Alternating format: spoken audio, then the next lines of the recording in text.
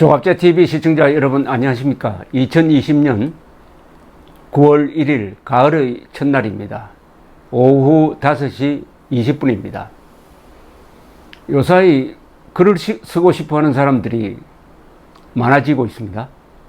특히 진인 조은산 그리고 영남 만인소 이름으로 발표된 이 상소문이 선풍적인 인기를 누리고 있습니다.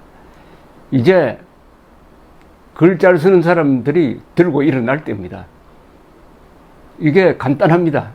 왜 글을 써야 되느냐? 국민들의 마음을 잡기 위해서 글을 써야 합니다. 여론을 장악하기 위해서 글을 써야 합니다. 여론이 바뀌면 정권이 바뀝니다. 대한민국은 아직도 민주주의적 기능이 작동하고 있습니다. 민주주의가 살아있을 때, 자유가 살아있을 때 자유를 지켜야 합니다.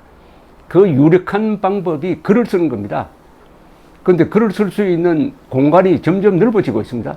SNS가 다 이 글 쓰는 겁니다. 그런데 동영상 시대라고 그러지만은 동영상을 뒷받침하는 그 내용은 다 글입니다. 글. 오늘 우리나라에서 가장 유명한 글쟁이 중 한 사람이죠. 문필가이신 이문율 선생에게 전화를 걸어가지고 요새 상소문 신드롬에 대해서 어떻게 생각하냐고 물었습니다. 그분이 상소문을 2개 다 읽었다고 했습니다. 조은산 씨의 글도 참 잘 쓴 글이고 자신은 영남 만인소라는 명칭으로 발표된 글, 조은산을 탄핵한다는 그 글이 참 잘 썼다는 생각이 든다고 하면서 우리나라 옛날 문장에는 아랫사람이 윗사람에게 올리는 글과 윗사람이 아랫사람에게 쓰는 글 이렇게 형식이 따로따로 있었는데 요새 현대문이 정착되면서 그런 고래의 문장이 사라졌는데 이번에 다시 살아났다면서 아주 반가워했습니다. 그러면서 좋은 글은 좋은 글이 만드는 면도 있지만 무엇보다도 시대가 만드는 것이다. 왜 이 글이 이렇게 유명하게 되었느냐 하면은 바로 문재인 정권에 대한 국민들의 불만을 잘 터뜨렸으므로 이렇게 된 것이다. 역시 명문도 시대가 만든다. 영웅도 시대가 만들지만은 명문도 시대가 만든다 하는 그분의 말씀이 아주 깊이 새겨졌습니다. 자, 이제 청와대에서 어떻게 나올까요? 청와대에서 가만히 있을 수는 없는 것 아닙니까? 이렇게 문재인 대통령이 이 조롱의 대상이 되었습니다. 그런데 지금까지는 문재인의 호위무사라고 하는 분들은 침묵하고 있어요. 한 시인이 나타나서 글을 썼다가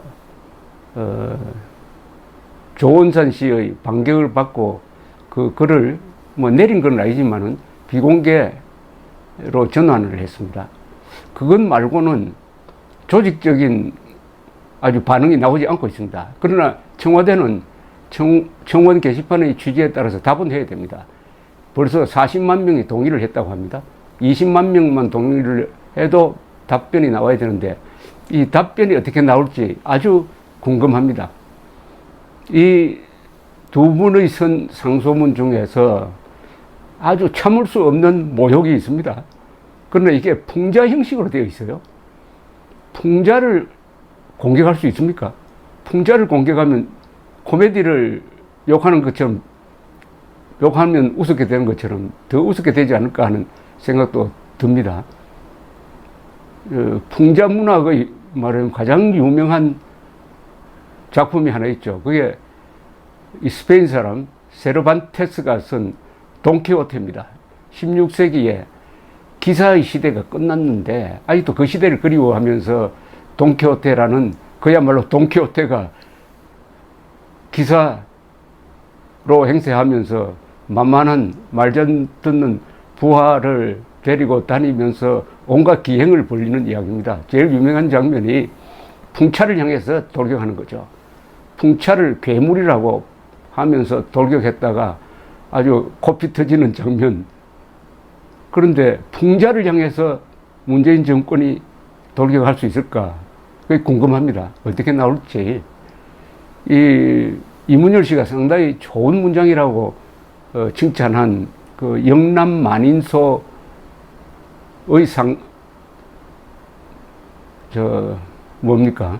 상소문 중에는 이런 대목이 나옵니다. 문재인을 황상폐하라고 하면서 황상폐하께서는 후계자를 잘 책봉해야 됩니다 하면서 이낙연은 안 되고 조국 김경수를 밀어야 됩니다. 근데 조국 김경수 두 사람이 지금 재판에 걸려 있는데 그 걱정 안 해도 됩니다. 판관 김명수가 알아서 할 겁니다. 이런 대목도 나와요. 자, 그리고 진인 조은산의 가장 신랄한 풍자는 돼지들을 등장시켜가지고 숯불 공화국을 만든 돼지들이 나중에 돼지왕이 아주 폭정을 하니까 쿠데타를 일으킵니다. 그래서 쳐들어가 봤더니 돼지왕 침소에 이런 구호가 붙어 있더라. 돼지가 먼저다. 사람이 먼저다. 돼지가 먼저다. 자, 어떻게 나올까? 오늘 문화일보를 보니까 문화일보의 전임 기자 허민 씨가 칼럼을 썼습니다. 문화일보가 그 논설위원 한 분이 이 글을 알렸습니다. 처음으로 알린 걸 겁니다. 지난주에. 저도 그 문화일보 논설위원 이신우 씨의 칼럼을 보고 이 상소문을 읽게 되었습니다.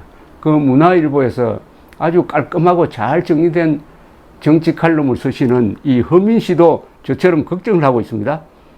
청와대가 어떻게 나올까? 뉴스와 시각, 시무 7조와 폐하의 하책, 이런 제목으로 쓴 글인데 요거 한번 소개를 해드리면서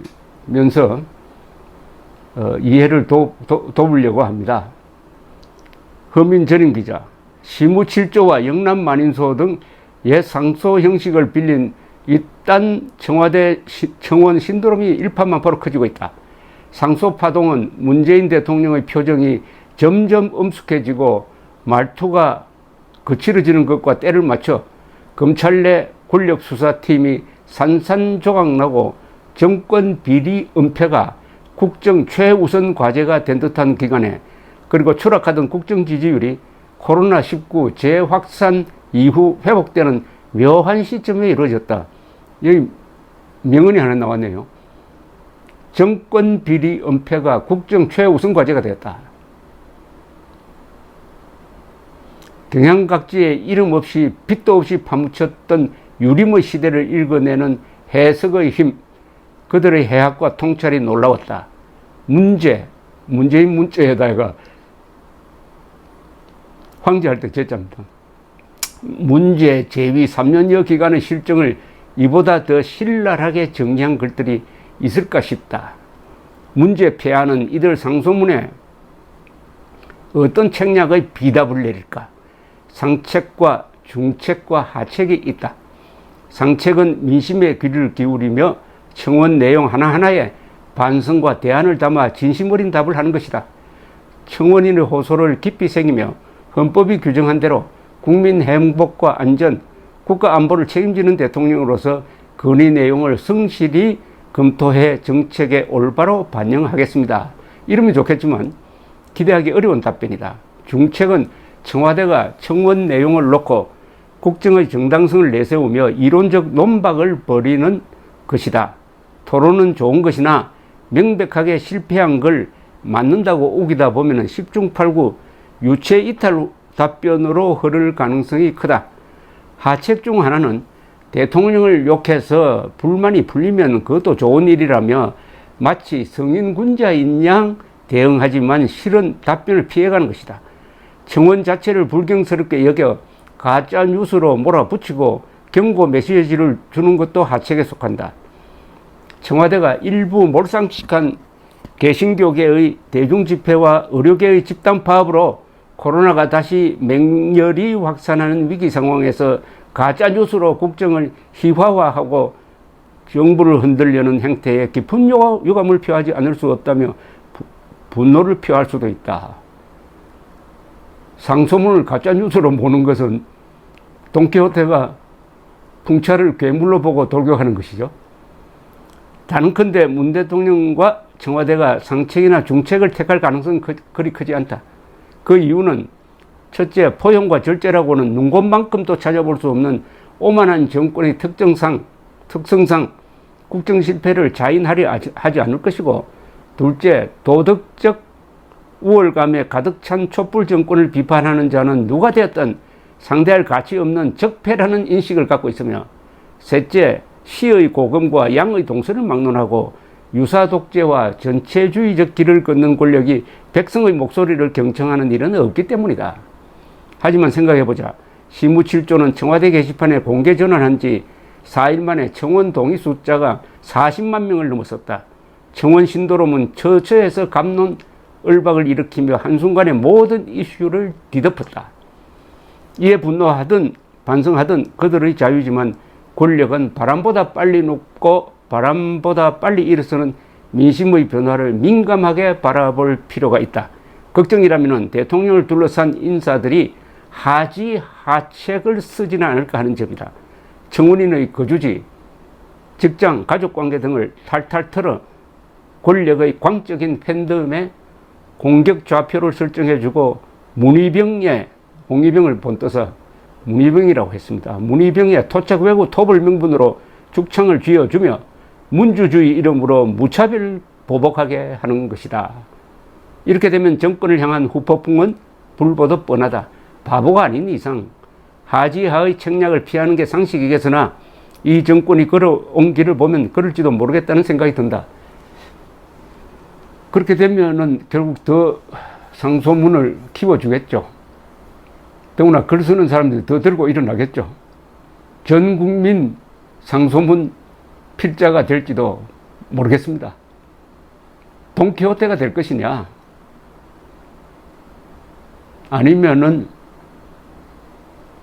그럭저럭 괜찮은 대통령이 될 것이냐의 기로에 서 있습니다. 돈키호테가 된다는 말은 풍자를 향해서 대포 쏘는 이야기죠. 풍자 조은산 씨를 토착 외구로 몰지 않을까 하는 생각이 드네요. 토착 외구. 제가 거듭 말씀드리지만 토착 외구라고 쓰는 사람은 국제사회에 고발해가지고 폐가 망신하도록 만들어야 합니다. 감사합니다.